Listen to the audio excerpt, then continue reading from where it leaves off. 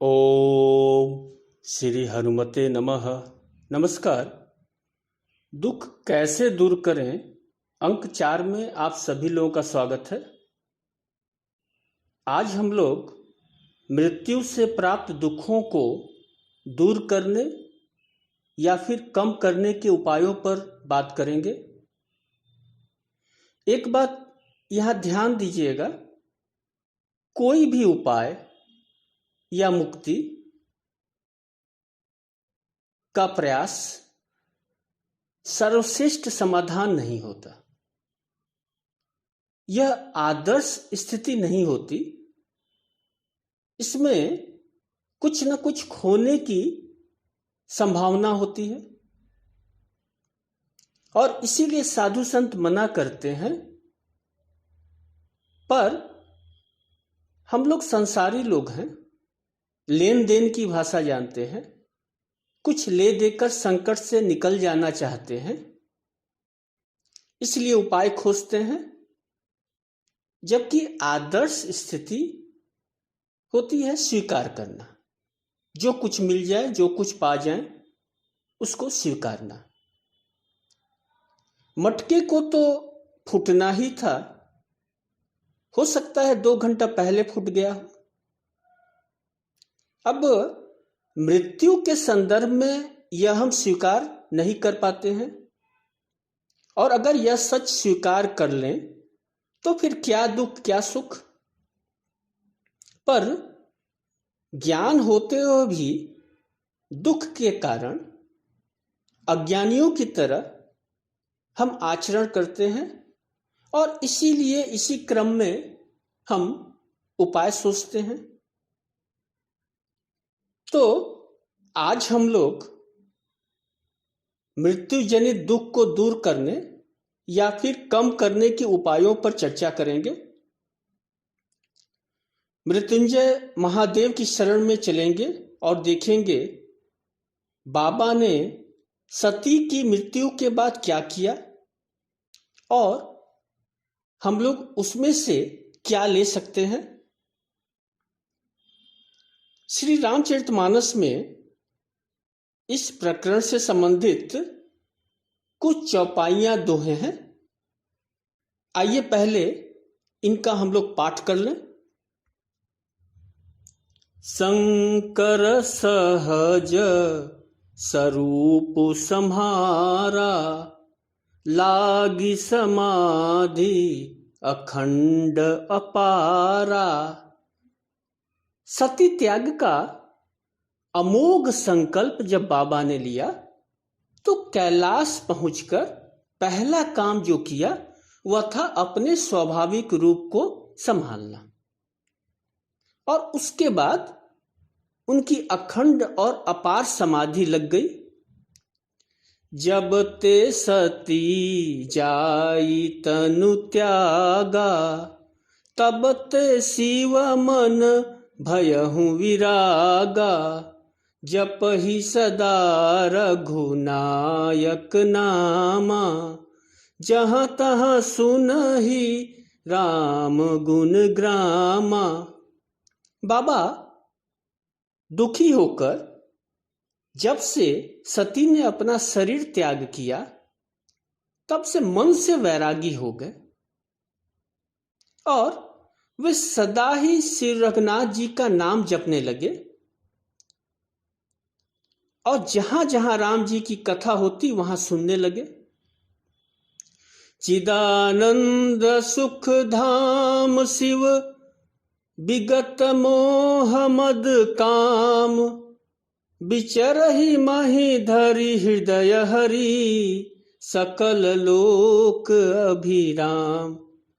शिव जी जो कि स्वयं चिदानंद हैं, सुख के धाम हैं, मद और काम से रहित हैं, संपूर्ण लोक को आनंद देने वाले हैं। वे भगवान श्री हरि को हृदय में धारण कर पृथ्वी पर विचरने लगे। कतहु मुनि उपदेश ही ज्ञाना, कतहु राम गुण करहि बखाना। यद्यपि अकाम तदपि भगवान, भगत विरह दुख दुखित सुजाना। वे कहीं मुनियों को ज्ञान का उपदेश करते, कहीं श्री रामचंद्र जी के गुणों का वर्णन करते। यद्यपि शिव जी सुजान हैं, निष्काम हैं, तो भी भगवान अपने भक्त यानी सती के वियोग में दुखी हैं। और इसके बाद की कथा है कि प्रभु श्री राम प्रकट होते हैं, बाबा को समझाते हैं, सती के पुनर्जन्म की कथा सुनाते हैं, पार्वती जी के जन्म के बारे में बताते हैं और विवाह के लिए आग्रह करते हैं। तो इस प्रसंग को अब जरा हम लोग विस्तार से समझें। महादेव ने सबसे पहले अपने सहज स्वरूप को संभाला, निज स्वरूप को संभाला। और वह सहज स्वरूप क्या है? बोधमयम नित्यम गुरु शंकरम रूपिणम, नित्य शुद्ध प्रबुद्ध सच्चित आनंद। यही बाबा का स्वरूप है, कल्याणकारी स्वरूप। बाबा को अखंड समाधि लगानी थी, तो जरूरी था यह समाधि निज स्वरूप में हो। अब देखिए, समाधि एक अवस्था है, ध्यान की उच्च अवस्था, मन की स्थिरता व एकाग्रता जिस प्रक्रिया से होती है उसे ही तो हम ध्यान कहते हैं। और ध्यान की उच्चतम सीमा समाधि है। 8वां सोपान मानते हैं हम। यह एक क्लिष्ट विषय है जिसकी चर्चा उपनिषदों में, योग सूत्र में, पतंजलि योग सूत्र में, गीता में और भी अन्य ग्रंथों में व्यापक रूप से की गई है। हम यह केवल स्थूल रूप से समझें कि जब हम ध्यान करते हैं तो उस समय ध्यान करने वाला, जिसका ध्यान किया जा रहा है, और तथा ध्यान यानी प्रक्रिया, तीनों उपस्थित रहते हैं। पर समाधि अवस्था में ध्यान एवं ध्यान करने वाला शून्य हो जाता है, उसका लोप हो जाता है।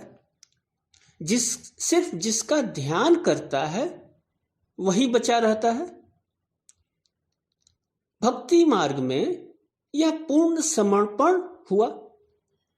समाधि की अवस्था में सब कुछ उस परम चेतना को समर्पित कर दिया जाता है। इस प्रक्रिया को, समाधि की अवस्था को अगर कबीर वाणी में कहूं तो यह गुण विषय निश्चित रूप से सरल हो जाएगा। साधो सहज समाधि भली, साधो सहज समाधि भली, गुरु प्रताप जा दिन से जागी, दिन दिन अधिक चली, साधो सहज समाधि भली। जहाँ जहाँ डोलो सो परिक्रमा, जो कछु करो सो सेवा, जब सोवो तब करो दंडवत, पूजो और न देवा, साधो सहज समाधि भली। कहो सो नाम, सुनो सो सुमिरन, खाओ पियो सो पूजा, साधो सहज समाधि भली। तो आपकी कोई भी क्रिया उस परम को समर्पित हो जाती है, आप छूट जाते हैं। शिव समाधि बैठे सब त्यागी। बाबा ने सती ही नहीं, स्वयं का भी त्याग कर दिया।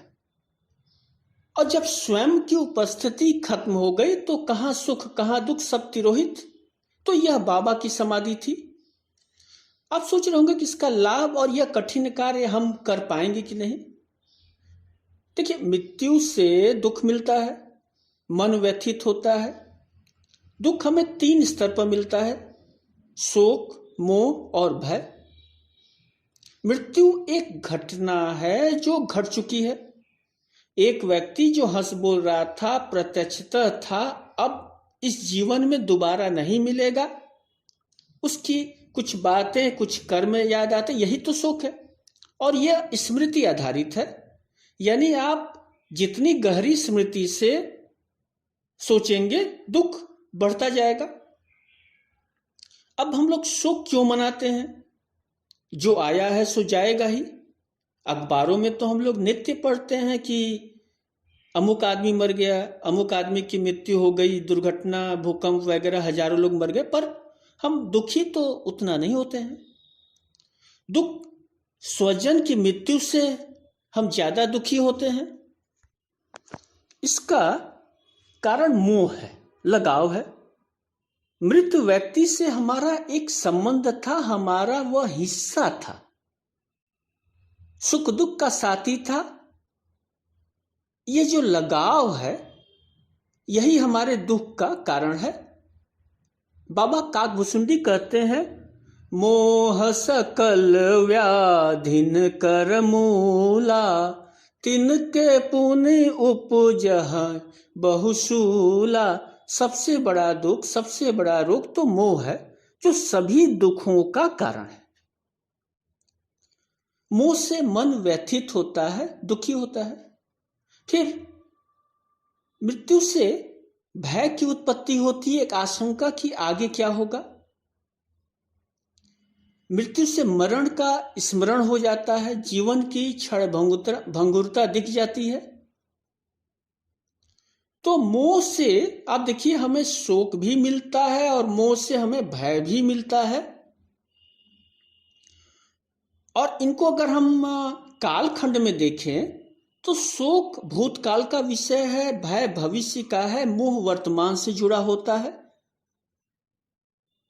आप सब जानते हैं कि जो घट गया है, जो घटित हो चुका है, उस पर हम कुछ नहीं कर सकते। जो भविष्य में होने वाला है उसके बारे में भी हम कुछ नहीं कर सकते। तो कुछ करने के लिए सिर्फ वर्तमान रह जाता है, यानी हम मोह पर ही नियंत्रण कर सकते हैं। और समाधि की अवस्था इसी मोह पर अंकुश लगाती है। अब एक प्रश्न कि हम लोग जैसे संसारी लोग समाधि की अवस्था में कैसे पहुंचेंगे? यह तो सिद्धों महर्षियों का आसन है, सत्य है। हम समाधि की अवस्था में नहीं पहुंच सकते। विशेषकर शास्त्रों में जो प्रक्रिया है, संप्रज्ञात असंप्रज्ञात, उसके भी कई भेद उपभेद, और हमारी शक्ति ज्ञान बहुत सीमित है। पर हम इतना तो कर सकते हैं, चित्तवृत्ति पर लगाम लगा लें। मान लीजिए हम मिल्खा सिंह नहीं बन सकते, उनकी तरह धावक नहीं हो सकते, लेकिन 1-2 किलोमीटर भी दौड़ लेंगे तो कम से कम हमारा हृदय तो ठीक रहेगा। ध्यान ही कर लें, ध्यान से मन पर नियंत्रण कर लेंगे, अपने अनगणित डरावने विचारों पर भी अंकुश कर लेंगे। ध्यान से ज्ञान का भी जन्म होता है। शिवत्व नहीं पा सकते, शिवसार तो हम पा ही जाएंगे। तो बाबा ने समाधि लगा ली, पर बाबा की समाधि व्यष्टि से समष्टि की यात्रा थी। जबते सती जाई तनु त्यागा, तबते शिव मन भयहु विरागा। बाबा की यात्रा मन के वैराग्य से शुरू होती है और विचरहि मही धरि हृदय हरि सकल लोक अभिराम। भगवान श्री हरि को हृदय में रखकर विचरण करने लगे धरती पर, पृथ्वी पर। अब यहां देखिए कि बाबा ने हृदय में सती को नहीं रखा, हृदय में प्रभु को रखा। आस्तिक नास्तिक में यही एक बड़ा भेद होता है। नास्तिक अक्सर निराशावादी होता है, वह हृदय में दुखों को धारण करता है, वह सिर्फ समस्या के बारे में सोचता है। जबकि आस्तिक आस्थावादी होता है, उसके पास एक परम बल होता है भरोसे का, विश्वास का, और महादेव तो स्वयं विश्वास ही हैं, विश्वास रूप हैं। दूसरी बात बाबा ने यह की कि कैलाश छोड़कर पृथ्वी पर आ गए। जब दुख दारुण हो तो कुछ दिन के लिए अपना निज स्थान छोड़ देना चाहिए। स्थान परिवर्तन एक मनोवैज्ञानिक उपचार है। बाबा ने यही किया, विचरण करने लगे। और यह विचरण, ध्यान दे, सिर्फ चरणों का नहीं था। कतहु मुनिन उपदेश ही ज्ञाना, कतहु राम गुण कर ही बखाना। बाबा आश्रम गए, मुनियों के को उपदेश दिया, प्रभु श्री राम के गुणों का वर्णन किया। यह विचित्र बात देखिए, एक आपको ध्यान होगा कि जब सती संग में थी तो अगस्त मुनि के आश्रम में बाबा कथा सुनने गए थे। एक बार त्रेता युग माही, शंभु गए कुंभज ऋषि पाही, राम कथा मुनि बर्ज बखानी, सुनी महेश परम सुख मानी। और अब जब सती संग में नहीं है तो बाबा उपदेश दे रहे हैं मुनि को। हम लोग देखिए इसके विपरीत आचरण करते हैं। सुख में होते हैं तो भोग में रहते हैं, जब दुख आता है तब ज्ञान की खोज में निकलते हैं। बाबा ने यही सतर्क किया, ज्ञान प्राप्त करो सुख में, दुख में तुम कुछ कर नहीं सकते। तुम्हारे अंदर जो भी है भीतर वो निकालो, सामने लाओ। यह एक हमारी सनातनी परंपरा भी दिख रही है, जिसकी रक्षा बाबा ने की। गृहस्थ धर्म में संतों को अपने से ऊपर स्थान दिया, और जब बाबा निज रूप में आए, महायोगी स्वरूप हुए, तो अब वो ज्ञान बांट रहे हैं, राम का गुणगान कर रहे हैं, कीर्तन कर रहे हैं। याद रखें, राम कथा के आदि सर्जक शिव हैं। राम नाम महामंत्र भी उन्हीं का है, जिसका जाप वो निरंतर करते हैं। महामंत्र जो जपत महेशु, काश्य मुकुट हेतु उपदेशु। फिर शिव का अर्थ होता है मंगलकारी। शिव कुछ बोले तो निश्चय ही मंगलकारी होगा। पर हम जानते हैं कि उनके कंठ में गरल है, विष है, गले च गरलम। पर जब आप बोलते हैं तो हर्षि सुधा सम गिरा उचारी, बालकंड में प्रसंग आया। यानी बाबा जब बोलते हैं तो अमृत की वर्षा होती है। अब गले में जहर हो, विष हो, और बाबा बोले तो अमृत वर्षा, ये कैसे संभव है? संतों का मानना है कि यह संभव इसलिए हुआ कि बाबा ने विष को राम के साथ जोड़ दिया। गले में विष, मुंह में राम, और यह विश्राम बन गया। जगत को उन्होंने विश्राम दिया, शांति दे दिया। फिर यद्यपि अकाम तदपि भगवान, भगत विरह दुख दुखित सुजाना। अब यहां देखिए कि शिव जी निष्काम है, सुजान है, पर भक्त के विरह से दुखी है। अब आपको एक संदेह हो सकता है कि बाबा ने शिव संकल्प लिया, अखंड समाधि लगाई, वैरागी हुए, विचरण किए, मुनियों से सत्संग किए, और फिर भी दुख से मुक्त नहीं हो पाए। यहां आप ध्यान दीजिए, सती की जगह भक्त शब्द आया है। बाबा की यात्रा व्यष्टि से समष्टि की थी, समाज की तरफ थी। यह यात्रा सती तनु त्यागा से भगत विरह दुख की यात्रा है। इस यात्रा में सिर्फ शोक है, मोह और भय नहीं है। इसीलिए यह भगत विरह दुख दुखित सुजाना। मैंने शुरू में कहा था कि कोई भी उपाय दुख को दूर करने का श्रेष्ठ समाधान नहीं होता। दुख को स्वीकारना श्रेष्ठ मार्ग होता है। हम जीव हैं, कमजोर हैं। तूफान को अगर समुद्र के सामने खड़े हो जाएं तो नहीं झेल सकते, टूट जाएंगे। इसीलिए हम लोग कुछ उपाय करते हैं ताकि एक सुरक्षित ठिकाना मिल जाए और दुख की मात्रा कुछ कम हो जाए। पर दुख पूरी तरह से हम लोग दूर नहीं कर सकते। कुल मिलाकर अब देखिए, ईश्वर में अटूट श्रद्धा जरूरी है। मृत्युजनित दुखों में भी श्रद्धा हिलने न पाए, बाबा ने यही किया। एक बात का स्मरण रखें, हरि नाम केवलम, वह हमारा परम पिता है, वह नित्य है, वही मालिक है हमारा। को भरी है हरि के रितवै पुनि को हरि जो भरी है।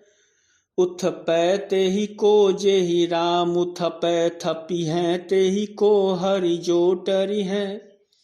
तुलसी यहु जानी ही ये अपने, सपने नहीं कालहु ते डरी हैं। कुमया कछुहानि न औरन की, जो पै जान की नाथ मया करी हैं। जिसको भगवान ने खाली कर दिया उसे कौन भर सकता है, और जिसको भगवान भर देंगे उसे खाली कौन कर सकता है। जिसको प्रभु श्री राम ने स्थापित कर दिया उसे कौन उखाड़ सकता है, और जिसे वे उखाड़ देंगे उसे कौन स्थापित कर सकता है। अतः स्वप्न में भी काल से हम क्यों डरें। जानकीनाथ प्रभु श्री राम की कृपा हम पर बनी रहे। तो